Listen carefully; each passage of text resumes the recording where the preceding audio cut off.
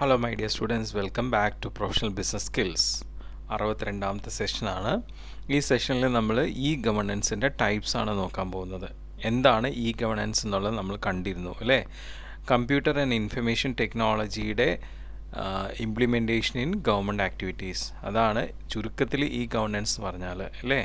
CITയുടെ applications in e government activities. അപ്പോൾ ആ രീതിയിൽ നമുക്ക് ഇ ഗവേണൻസിൻ്റെ ടൈപ്പ് എന്ന് നോക്കുകയാണെങ്കിൽ 4 ടൈപ്പാണ്. That is G2C, G2E, G2G, G2B. G2C എന്ന് വെച്ചാൽ government to citizens, government to employees, government to government, government to business. അതിൽ ഈ G2Cയും G2E ഗവൺമെൻറ് ടു സിറ്റിസൻസും ഗവൺമെൻറ് ടു എംപ്ലോയീസും ഇൻഡിവിജ്വൽ ആയിട്ടാണ്, ഓരോ ഇൻഡിവിജ്വൽസിന് വേണ്ടിയിട്ടാണ്. സിറ്റിസൻസും ഇൻഡിവിജ്വൽസാണ്, ഗവൺമെൻറ് എംപ്ലോയീസും ഇൻഡിവിജ്വൽസാണ്. അതുപോലെ തന്നെ G2Eയും G2G എന്ന് പറഞ്ഞാൽ ഗവൺമെൻറ് എംപ്ലോയീസുമായിട്ടും അതുപോലെ ഗവൺമെൻറ് ഡിപ്പാർട്ട്മെൻറ്റ്സുമായിട്ടും, അപ്പോൾ ഇൻറ്റേർണൽ ആണത്. ഓക്കെ. അതേസമയം G2Gയും G2Bയും ഗവൺമെൻറ് ഡിപ്പാർട്ട്മെൻറ്റ്സ് തമ്മിലും അതുപോലെ ഗവൺമെൻറ്റും ബിസിനസ്സും തമ്മിൽ. അപ്പോൾ ബിസിനസ്സും ഗവൺമെൻറ് ഡിപ്പാർട്ട്മെൻറ്റ്സ് ഓർഗനൈസേഷൻസ് ആണ്, അപ്പോൾ ഓർഗനൈസേഷൻ തമ്മിൽ. പിന്നെ G2B, G2C ബിസിനസ്സും എക്സ്റ്റേണലാണ്, സിറ്റിസൻസും എക്സ്റ്റേണലാണ്. അപ്പം ഈ 4 ടൈപ്പ് ഇ ഗവേണൻസ് 4 തലത്തിലാണ് വരുന്നത്: ഇൻഡിവിജ്വലായിട്ടും, ഇൻറ്റേർണലായിട്ടും, എക്സ്റ്റേണലായിട്ടും, ഓർഗനൈസേഷൻസ് ആയിട്ടും. അപ്പോൾ ഈ ഒരു പിക്ചർ വളരെ ഇഫക്റ്റീവായിട്ട് നമുക്ക് ആ 4 ടൈപ്പിനെയും മനസ്സിലാക്കി തരുന്നുണ്ട്. അപ്പോൾ ഈ ഒരു പിക്ചർ മനസ്സിൽ കണ്ടാൽ നമുക്ക് എളുപ്പം അത് ഓർത്ത് വയ്ക്കാം. ഓക്കെ.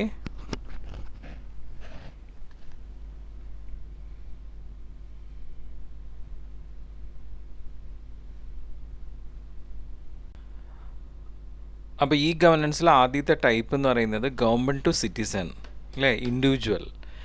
ഈ ഗവൺമെൻറ് ടു സിറ്റിസൺ എന്ന് പറഞ്ഞു കഴിഞ്ഞാൽ ഗവൺമെൻറ്റിൻ്റെ സർവീസസ് എന്തൊക്കെയാണ് ഒരു പൗരന് ആവശ്യമായിട്ടുള്ളത് അതെല്ലാം നമുക്കിപ്പോൾ എന്താണ് നമ്മളുടെ ഇൻ്റർനെറ്റിൽ കൂടെ സാധ്യമാണ്.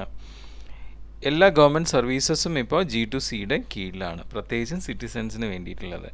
അപ്പോൾ സിറ്റിസൻസ് വളരെയധികം അവർക്കിത് കൊണ്ട് വളരെയധികം ഉപയോഗമുണ്ട്. കാരണം വെച്ച് കഴിഞ്ഞാൽ അധികം പൈസ ചിലവില്ലാതെ, അധികം സമയം ചിലവില്ലാതെ ഏതൊരു സാധാരണക്കാരനും ആവശ്യമായിട്ടുള്ള ഗവൺമെൻറ് തരത്തിലുള്ള കാര്യങ്ങളൊക്കെ ഈ പറയുന്ന G2Cയിലൂടെ ആൾക്ക് ചെയ്തെടുക്കാൻ പറ്റും. ഏത് സമയത്തും എവിടെ ഇരുന്ന് വേണമെങ്കിലും ചെയ്യാം. അപ്പോൾ ഈവൻ അങ്ങനെയുള്ള ആക്ടിവിറ്റീസിന് എന്തെങ്കിലും അഡ്മിനിസ്ട്രേറ്റീവ് ഫീസ് ഉണ്ടെങ്കിൽ അതും വരെ അവർക്ക് ഓൺലൈനിൽ പേ ചെയ്യാനുള്ള സംവിധാനങ്ങളുണ്ട്. പണ്ടത്തെ പോലെ ഈ പറയുന്ന ഗവൺമെൻറ് ഓഫീസുകളിൽ കയറി ഇറങ്ങേണ്ട ആവശ്യമൊന്നുമില്ല. ഓക്കെ. പിന്നെ മറ്റുള്ളവർ ഇവരെ ഈ ചതിക്കപ്പെടുന്നുമില്ല. അപ്പോൾ ചില ഏജൻസീസൊക്കെ ഉണ്ട് ഇവരെ കാര്യങ്ങൾ കൊണ്ട് കൊടുത്തു കഴിഞ്ഞാൽ ഒരുപാട് ഡിലേ ഒക്കെ വരുന്നത്. പക്ഷേ ഇപ്പോൾ അങ്ങനത്തെ ആവശ്യമൊന്നുമില്ല. നേരിട്ട് ഏതൊരു പൗരനും എവിടെ വേണമെങ്കിൽ നിന്നുകൊണ്ട് എന്ത് ചെയ്യാം, അവർക്ക് ആവശ്യമായിട്ടുള്ള ഗവൺമെൻറ് ആക്ടിവിറ്റീസ് ഈ പറയുന്ന ഗവൺമെൻറ് സൈറ്റിലൂടെ ചെയ്യാവുന്നതാണ്. ജോഗ്രാഫിക്കൽ ബാരിയേഴ്സ് ഒന്നും ഇതിനൊരു തടസ്സമേ അല്ല. ഇപ്പോൾ ഈവൻ ഫോറിൻ കൺട്രിയിൽ നിന്ന് വരെ ഒരു ഇന്ത്യൻ പൗരന് അയാളുടെ നാട്ടിലുള്ള ആവശ്യങ്ങൾക്ക് വേണ്ടിയിട്ട് ഇവിടുത്തെ ഗവൺമെൻറ് സൈറ്റിൽ കയറി കാര്യങ്ങൾ ചെയ്യാൻ പറ്റുന്നതാണ്. ഓക്കെ. സോ അതാണ് G2C, ഗവൺമെൻറ് ടു സിറ്റിസൻസ്. ഇനി ഗവൺമെൻറ് ടു ബിസിനസ് എന്ന് പറയുമ്പോൾ നമ്മളുടെ ഒരു രജിസ്റ്റേർഡ് ബിസിനസ് സംരംഭമാണെങ്കിൽ തീർച്ചയായിട്ടും നമ്മൾ എപ്പോഴും നമ്മളുടെ ഗവൺമെൻറ്റുമായിട്ട് ബന്ധപ്പെട്ടിരിക്കണം. അപ്പോൾ അത്തരത്തിൽ ബിസിനസ് ഫേംസിനെ ഗവൺമെൻറ്റുമായിട്ട് ബന്ധപ്പെടുത്തുന്ന ഒരു സംവിധാനമാണ് ഇ ഗവേണൻസ് ആണ് ഗവൺമെൻറ് ടു ബിസിനസ് എന്ന് പറയുന്നത്. ഇത് ഒരുപാട് സൗകര്യങ്ങളാണ് നമ്മുടെ ബിസിനസ്സിന് നൽകുന്നത്. ഒരുപാട് ഇൻഫർമേഷൻസ്, ഒരുപാട് സർവീസസ് ഗവൺമെൻറ്റിൽ നിന്നും ഓരോ ബിസിനസ് സെക്ടേഴ്സിന് കൊടുക്കുന്നതെല്ലാം വളരെ വ്യക്തമായിട്ട് ഈ ഒരു ഇ ഗവേണൻസിലൂടെ ഓരോ ബിസിനസ് നടത്തുന്ന ആൾക്കാർക്കും മനസ്സിലാക്കാനായിട്ട് പറ്റും. ഓക്കെ. അപ്പോൾ ഈ ബിസിനസ് ഓർഗനൈസേഷൻസിന് ഇത് വളരെ എളുപ്പമാണ്. ഈസി ആയിട്ട് ഓൺലൈനിൽ കൂടെ തന്നെ ഗവൺമെൻറ് ഏജൻസീസിനെയും ഗവൺമെൻറ്റിനെയും അവർക്ക് സമീപിക്കാവുന്നതാണ്.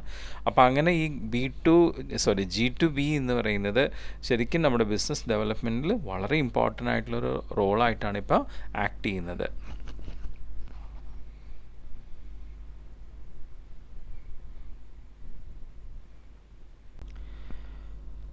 അപ്പോൾ G2Bയിലൂടെ നമ്മളുടെ കമ്മ്യൂണിക്കേഷൻ, ബിസിനസ് റിലേറ്റഡ് ആയിട്ടുള്ള കമ്മ്യൂണിക്കേഷൻ അപ്ഗ്രേഡ് ചെയ്യാനും നല്ല എഫിഷ്യൻ്റ് ആയിട്ടും ക്വാളിറ്റി ആയിട്ടും ട്രാൻസ്പെറൻ്റ് ആയിട്ടും ഗവൺമെൻറ്റിന് ബിസിനസ്സുമായിട്ട് ചെയ്യാൻ പറ്റുന്നുണ്ട്. ഇനി നെക്സ്റ്റ് വരുന്ന ഒരു ഇ ഗവേണൻസ് ആണ് G2G. ഇത് നമ്മളുടെ ഗവൺമെൻറ് ഡിപ്പാർട്ട്മെൻറ്റ്സുകൾ തമ്മിലുള്ള ഇൻട്രാക്ഷൻസിന് വേണ്ടിയിട്ടാണ് G2G. Government departments, government firms അല്ലെങ്കിൽ ഗവൺമെൻറ് ഏജൻസീസ് തമ്മിൽ ഇൻട്രാക്ട് ചെയ്യാനായിട്ട്. ഇത് ശരിക്കും നമ്മുടെ ഗവൺമെൻറ്റിൻ്റെ പ്രോസസ്സുകളെ കുറേ കൂടി പ്രോസസ്സിൻ്റെ എഫിഷ്യൻസി കുറേ കൂടി കൂട്ടാണ് ചെയ്യുന്നത്. അപ്പം ഈ G2G വഴി ഗവൺമെൻറ് ഡിപ്പാർട്ട്മെൻറ്റ്സ് ആയാലും ഫേംസ് ആയാലും ഏജൻസീസ് ആയാലും അവരുടെ ഒരേ ഡേറ്റാബേസ് തന്നെ ഷെയർ ചെയ്ത് ഓൺലൈനായിട്ട് കമ്മ്യൂണിക്കേറ്റ് ചെയ്യുന്നു. അങ്ങനെ എല്ലാ ഗവൺമെൻറ് ഡിപ്പാർട്ട്മെൻറ്റ്സും ഒരുമിച്ച് വർക്ക് ചെയ്യുന്നു. ഇത് നമ്മളുടെ ഈ ഒരു എന്താ പറയുക, നമ്മളുടെ ഗവൺമെൻറ് ആക്ടിവിറ്റീസിനെ കുറച്ചുകൂടി സ്പീഡി ആക്കുകയാണ് ചെയ്യുന്നത്. അതുമാത്രമല്ല, ഈ G2G വഴി നമുക്ക് local level and international level ഗവൺമെൻറ്റ്സുമായിട്ട് നമുക്ക് ബന്ധപ്പെടാം. ഈവൻ നമുക്കിപ്പോൾ നമ്മുടെ ഇന്ത്യയിലെ ഗവൺമെൻറ് സെക്ടറിലുള്ള എല്ലാ ഡിപ്പാർട്ട്മെൻറ്റ്സും ഫേംസും ഏജൻസീസും G2Gയിൽ റിലേറ്റഡ് ആണ്. അത് മാത്രമല്ല, നമുക്ക് ആവശ്യം വരുമ്പോൾ നമുക്ക് മറ്റുള്ള ഫോറിൻ ഗവൺമെൻറ്റ്സുമായിട്ട് നമുക്കിതിൽ ഇൻ്റർലിങ്ക് ചെയ്യാനായിട്ട് പറ്റുന്നുണ്ട്.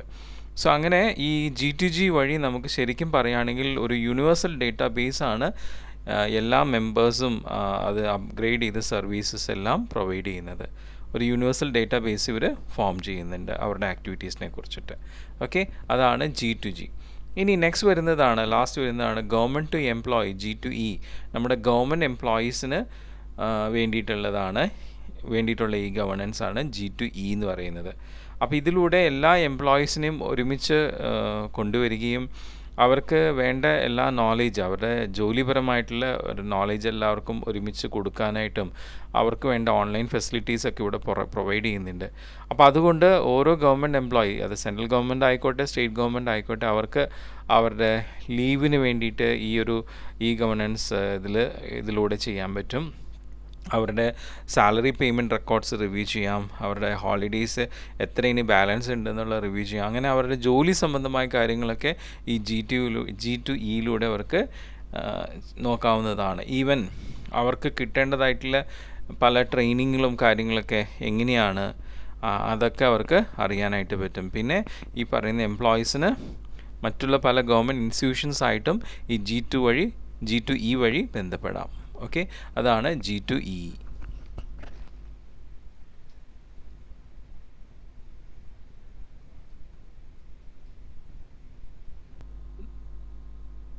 നമ്മുടെ ഈ ഗവേണൻസിൻ്റെ അഡ്വാൻറ്റേജ് എന്തൊക്കെയാണെന്ന് നോക്കുകയാണെങ്കിൽ, അതിൻ്റെ സുപ്രീമായിട്ടുള്ള ഗോൾ എന്താ വെച്ച് കഴിഞ്ഞാൽ, ഈ പറയുന്ന നമ്മുടെ പബ്ലിക് സർവീസിൻ്റെ എല്ലാ കാര്യങ്ങളും കൂടുതലായിട്ട് സിറ്റിസൺസിന് പ്രൊവൈഡ് ചെയ്യുക. അത് വളരെ സിസ്റ്റമാറ്റിക്കായിട്ടും കോസ്റ്റ് എഫക്റ്റീവ് ആയിട്ടുള്ള രീതിയിൽ. അതുമാത്രമല്ല, നമ്മൾ ഗവൺമെൻറ് ചെയ്യുന്ന എല്ലാ കാര്യങ്ങളും സുതാര്യമാക്കുക പബ്ലിക്സിന് അതിനോട് അനുബന്ധിച്ച എല്ലാ ഈ വിവരണങ്ങളും അപ്പോൾ സമയത്ത് കൊടുക്കുക. ഗവൺമെൻറ് ഉണ്ടാക്കുന്ന ഓരോ പോളിസികൾ അത് കറക്റ്റായിട്ട് ഇംപ്ലിമെൻറ്റ് ചെയ്യുക ഈ ഗവർണൻസിലൂടെ. ഓക്കെ, സോ അങ്ങനെ ഈ പറയുന്ന ഇലക്ട്രോണിക് ഗവൺമെൻറ് ശരിക്കും ഇപ്പോഴത്തെ കറണ്ട് സിസ്റ്റമിൻ്റെ എഫിഷ്യൻസി കൂട്ടാനാണ് ശ്രമിക്കുന്നത്. അപ്പോൾ ഇതൊക്കെയാണ് നമ്മളുടെ ഈ ഗവേണൻസിൻ്റെ അഡ്വാൻറ്റേജസ്. ഇനി ഡിസഡ്വാൻറ്റേജസ് എന്ന് പറയുന്നത്, നമ്മളുടെ പബ്ലിക്സിന് ചിലപ്പം ഈ പറയുന്ന ഇൻ്റർനെറ്റ് ആക്സസ് വേണ്ടത്ര ഇല്ല എന്നുണ്ടെങ്കിൽ അവർക്ക് ഈ ഗവേണൻസിൻ്റെ ഉപയോഗം കുറയാണ് ചെയ്യുന്നത്.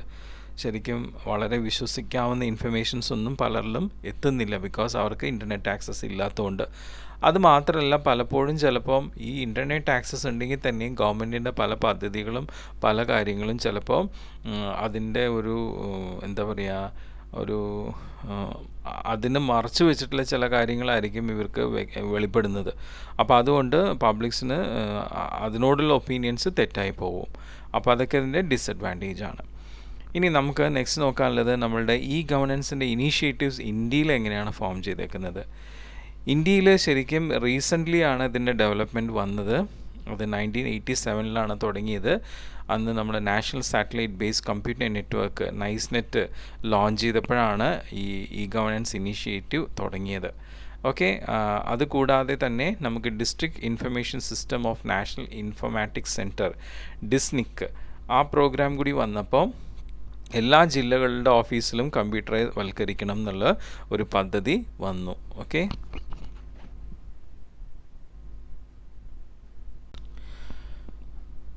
ഈ ഡിസ്നിക്ക് എന്ത് ചെയ്തു വെച്ച് കഴിഞ്ഞാൽ നമ്മളുടെ ഈ സ്റ്റേറ്റ് ഗവൺമെൻറ്റിന് ഫ്രീ ആയിട്ട് ഹാർഡ്വെയറും സോഫ്റ്റ്വെയറും ഒക്കെ പ്രൊവൈഡ് ചെയ്തിട്ട് നമ്മുടെ ഈ ഗവർണൻസ് ഇംപ്ലിമെൻ്റ് ചെയ്യാനായിട്ടുള്ള സഹായങ്ങൾ ചെയ്തു. അങ്ങനെ ഈ ഗവർണൻസ് എല്ലാ ഡിപ്പാർട്ട്മെൻറ്റ്സിലും ഫോം ചെയ്തു. ഇപ്പോഴത്തെ ഒരു ഗ്രോത്ത് ഓഫ് ടെക്നോളജി അതിനെ കൂടുതലായിട്ട് സപ്പോർട്ട് ചെയ്തിട്ടുണ്ട്. ഇപ്പം നമ്മളുടെ നിലവിൽ നോക്കുകയാണെങ്കിൽ ഈ ഗവർണൻസ് ഇനീഷ്യേറ്റീവ്സ് ഒത്തിരിയാണ് നമ്മളുടെ സെൻട്രൽ ഗവൺമെൻറ് ലെവലിലും സ്റ്റേറ്റ് ഗവൺമെൻറ് ലെവലിലും ഉണ്ടായിട്ടുള്ളത്. ഇനി എടുത്തു പറയാവുന്നൊരു കാര്യമാണ് 2006 national e governance plan form ചെയ്തത് അല്ലേ, NEGP. ഇത് നമ്മുടെ department of electronics and information ടെക്നോളജിയും അതുപോലെ department of administrative reforms and public ഗ്രീവൻസസും കൂടി ചേർന്നിട്ടാണ് ഈ ഒരു പ്ലാൻ ഫോം ചെയ്തത്. അപ്പം ഈ ഒരു പ്ലാൻ അനുസരിച്ച് നമ്മളെല്ലാ ഗവൺമെൻറ് സർവീസസും ഏതൊരു സിറ്റിസൻസിനും ആക്സസിബിൾ ആക്കണം. അത് കുറേ കൂടി എഫിഷ്യൻസ് ആയിട്ടും ട്രാൻസ്പെറൻ്റ് ആയിട്ടും റിലയബിൾ ആയിട്ട് ആക്കണം എന്നുള്ള ഉദ്ദേശമാണ് ഈ പ്ലാനിന് വന്നിട്ടുള്ളത്. അപ്പോൾ അതുകൊണ്ട് ഈ NEPGയുടെ പ്ലാൻ അനുസരിച്ചിട്ടാണ് നമുക്ക് കുറച്ച് ഇ ഗവർണൻസ് ഇനീഷ്യേറ്റീവ്സിനെ കുറിച്ച് മനസ്സിലാക്കാനുള്ളത് ഓരോ സ്റ്റേറ്റിലും. അല്ല, ആദ്യം നമ്മുടെ കേരളത്തിൽ തന്നെ നമുക്ക് ഫ്രണ്ട്സ് എന്നുള്ള ഒരു ഇ ഗവർണൻസ് ഇനീഷ്യേറ്റീവിനെ കുറിച്ച് നോക്കാം. ഫ്രണ്ട്സ് എന്ന് വെച്ചാൽ fast, reliable, instant, efficient network for the disbursement of services. നമ്മുടെ കേരള സ്റ്റേറ്റ് IT മിഷൻ്റെ ഡെവലപ്മെൻ്റ് ആണ് ഈ ഒരു ഫ്രണ്ട്സ് എന്ന് പറയുന്നത്. ഈ ഫ്രണ്ട്സിൽ നമുക്ക് ഏകദേശം 1000-ൽ പരം പേയ്മെൻറ്റ് ബിൽസ് പല പബ്ലിക് സർവീസ് യൂട്ടിലിറ്റീസ് റിലേറ്റഡ് ആയിട്ട് നമുക്ക് ഓൺലൈനായിട്ട് ചെയ്യാനുള്ള സംവിധാനങ്ങളാണ് ഇതിൽ തന്നിട്ടുള്ളത്. ഇപ്പം നമ്മളുടെ ഗവൺമെൻറ് റിലേറ്റഡ് ആയിട്ടുള്ള utility payments like electricity, water, revenue tax, licence fees, motor vehicle taxes, university fees, ഇതെല്ലാം നമുക്ക് ഈ ഫ്രണ്ട്സിലൂടെ ഓൺലൈനിൽ എവിടെ നിന്ന് വേണമെങ്കിൽ ചെയ്യാവുന്നതാണ്. ഈ ഒരു ഇ ഗവർണൻസ് ഇനീഷ്യേറ്റീവിനെ നമുക്ക് ഫയർ വാൾസ് വെച്ച് സേഫ് ഗാർഡ് ചെയ്തിട്ടുണ്ട്, അതിന് മാനിപ്പുലേറ്റ് ചെയ്യാതിരിക്കാൻ വേണ്ടിയിട്ട്. ഓക്കെ,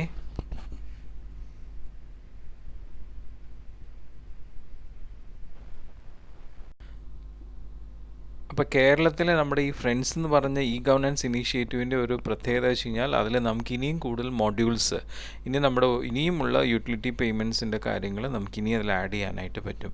അത് മാത്രമല്ല, എന്തെങ്കിലും ഇൻകറക്റ്റഡ് ആയിട്ടുള്ള ഡേറ്റാസ് എൻ്റർ ചെയ്യുകയാണെങ്കിൽ അത് നമ്മളുടെ എക്സിസ്റ്റിംഗ് ഡേറ്റാബേസിനെ അഫക്റ്റ് ചെയ്യാത്ത രീതിയിൽ അത് കൈകാര്യം ചെയ്യാനുള്ള സംവിധാനങ്ങൾ അതിലുണ്ട്. ഓക്കെ, സോ നമ്മളുടെ ഫ്രണ്ട്സിൻ്റെ എടുത്തു പറയാവുന്ന 2 ഫീച്ചേഴ്സാണ് ഇനിയും മോഡ്യൂൾസ് ആഡ് ചെയ്യാൻ പറ്റുന്നതും അതുപോലെ ക്യൂ മാനേജ്മെൻറ്റ് സിസ്റ്റം. ഓക്കെ, ഒരുപാട് സിറ്റിസൻസ് ഇപ്പോൾ നമ്മുടെ കേരളൈറ്റ്സ് ആയിട്ടുള്ള ആൾക്കാർ ഈ ഫ്രണ്ട്സിൽ ആ സൈറ്റിൽ കയറി കഴിഞ്ഞാൽ ക്രാഷസ് വരാതിരിക്കാൻ നല്ല ക്യൂ മാനേജ്മെൻറ്റ് സിസ്റ്റം അവിടെ ഫോളോ ചെയ്തിട്ടുണ്ട്. ഓക്കെ, ഇനി നെക്സ്റ്റ് വരുന്നതാണ് ഭൂമി. ഭൂമി എന്ന് പറയുന്നത് നമ്മുടെ കർണാടക സ്റ്റേറ്റിൻ്റെ ഡിപ്പാർട്ട്മെൻറ്റ് ഓഫ് റവന്യൂ ഫോം ചെയ്തിട്ടുള്ള ഒരു ഇ ഗവർണൻസ് ഇനീഷ്യേറ്റീവാണ്. ഏകദേശം ഈ ഒരു ഇനീഷ്യേറ്റീവ് അനുസരിച്ച് നമ്മുടെ കർണാടക സ്റ്റേറ്റിൽ 20 മില്യൺ റെക്കോർഡ്സ് കമ്പ്യൂട്ടറൈസ്ഡ് ആക്കിയിട്ടുണ്ട്. ലാൻഡ് ഓണർഷിപ്പിൻ്റെ റെക്കോർഡ്സ് ആക്കിയിട്ടുണ്ട്. അതുപോലെ 6.7 മില്യൺ ഫാമേഴ്സ് സ്റ്റേറ്റിലെ കർണാടക സ്റ്റേറ്റിലുള്ളവരുടെ ലാൻഡ് റെക്കോർഡ്സും അവിടെ കമ്പ്യൂട്ടറൈസ് ആക്കിയിട്ടുണ്ട്. ഇതിന് മുമ്പൊക്കെ ഈ ഫാമേഴ്സിന് വില്ലേജ് അക്കൗണ്ടൻ്റ് അടുത്ത് ചെന്നിട്ടാണ് അവർക്ക് RTC എന്ന് പറയുന്ന ഒരു ഡോക്യുമെൻ്റ് എടുക്കേണ്ടി വന്നത്. ഈ ബാങ്കിലൊക്കെ ഫാർമേഴ്സിന് ലോണൊക്കെ കിട്ടാൻ വേണ്ടിയിട്ട് RTC ആവശ്യമായിരുന്നു. RTC എന്ന് പറഞ്ഞാൽ records of rights, tenancy and crops ആണ് അതിൻ്റെ റെക്കോർഡ് ഡീറ്റെയിൽസ്. അപ്പം അങ്ങനെ ഡോക്യുമെൻറ്റ്സ് ഒക്കെ എടുക്കാനായിട്ട് ഭയങ്കര ബുദ്ധിമുട്ടായിരുന്നു. കാരണം മിക്ക ഫാമേഴ്സും എഡ്യൂക്കേറ്റഡ് ആയിരുന്നില്ല. അപ്പോൾ ഒരുപാട് ഹറാസ്മെൻറ്റും ഒരുപാട് ബ്രൈബൊക്കെ കൊടുക്കേണ്ടി വന്നിരുന്നു. അങ്ങനെ കൊടുത്താൽ തന്നെ അവർക്ക് വ്യക്തമായിട്ട് കിട്ടിയിരുന്നില്ല.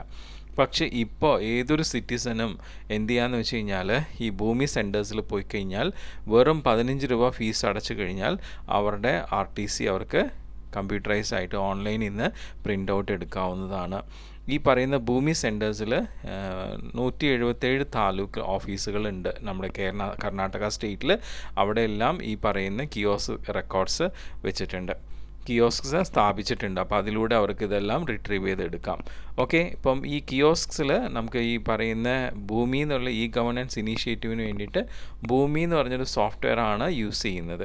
അത് നമ്മളുടെ നാഷണൽ ഇൻഫർമാറ്റിക്സ് സെൻറ്റർ ബാംഗ്ലൂരാണ് ഡിസൈൻ ചെയ്തിട്ടുള്ളത്. അപ്പോൾ ഇതെല്ലാം കണ്ടിട്ട് നമ്മളുടെ department of information technology government of ഇന്ത്യയുടെ എന്ത് ചെയ്തിട്ടുണ്ട്, ഇതുപോലെയുള്ള ലാൻഡ് റെക്കോർഡ്സ് കമ്പ്യൂട്ടറൈസ് ചെയ്യാനായിട്ട് മറ്റുള്ള സ്റ്റേറ്റുകളിൽ എന്ത് ചെയ്യുന്നുണ്ട്, അവരും ഇനീഷ്യേറ്റീവ് എടുക്കുന്നുണ്ട് ഇപ്പോൾ ഈ ഭൂമിയുടെ ഇത് കണ്ടിട്ട്. ഓക്കെ.